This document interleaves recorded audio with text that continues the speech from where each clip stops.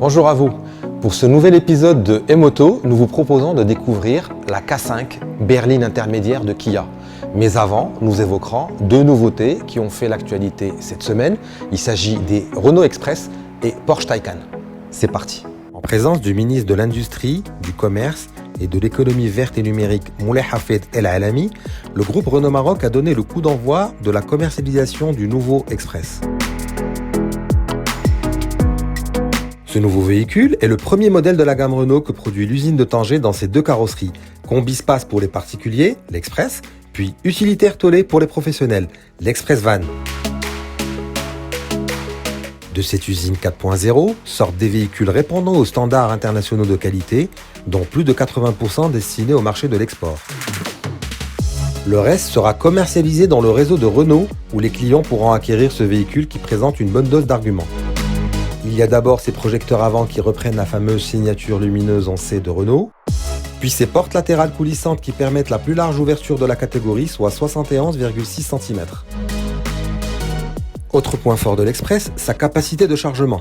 Ainsi, le coffre affiche 800 litres, voire 3000 si l'on rabat les sièges arrière.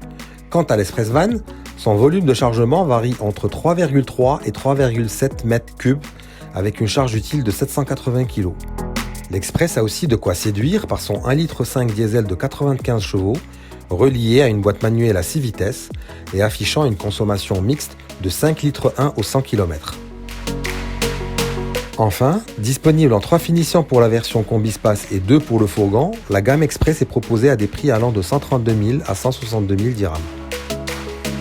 8 mois après l'ouverture des commandes pour la Taycan, le centre Porsche Casablanca en livre enfin les tout premiers exemplaires. Vitrine technologique de la marque, cette routière 100% électrique arbore un design fidèle à l'ADN Porsche et brille par son coefficient aérodynamique avec un CX de 0,22. La signature lumineuse est aussi travaillée à l'avant qu'à l'arrière, où un monogramme Porsche en vert s'illumine du plus bel effet. Située sur l'aile avant, la trappe de recharge se déverrouille par simple effleurement de la main. L'ambiance intérieure conjugue raffinement, excellence et sportivité, avec entre autres détails une horloge intégrant un chronomètre, de somptueux sièges baquets et des matériaux de haute volée.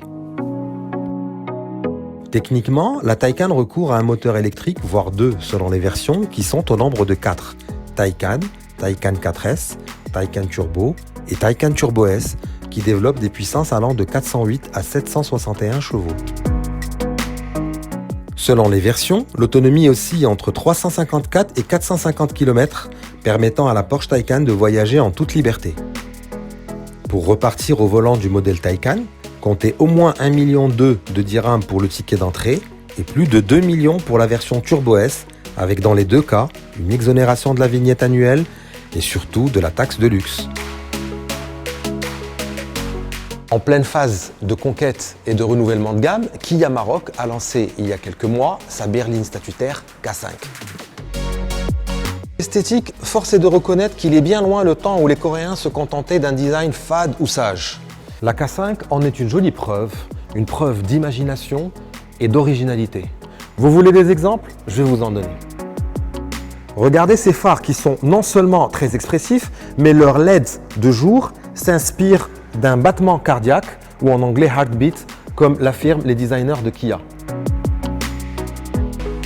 À l'arrière, le design est encore plus spectaculaire avec ce bandeau lumineux qui traverse toute la largeur du véhicule.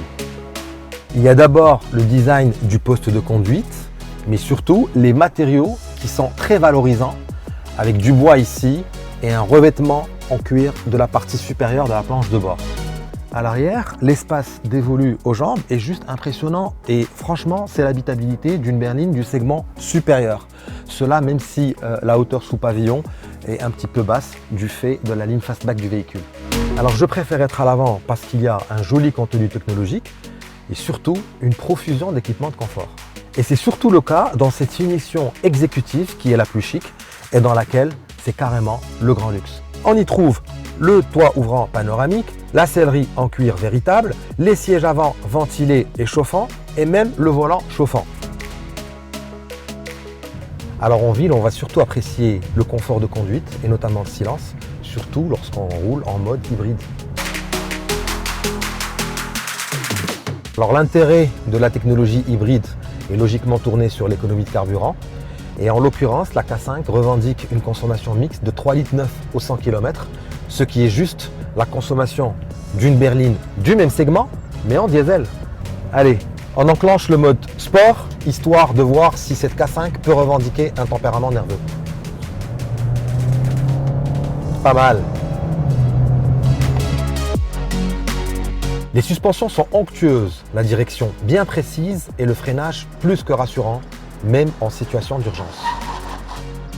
Bref, la K5 tient la route et se présente même comme une bonne alternative aux berlines allemandes en étant suréquipée et économe. Elle est économe à la pompe, garantie 5 ans et intéressante à l'achat avec un modèle de base affiché à 345 000 dirhams et un modèle haut de gamme comme celui-là à 410 000.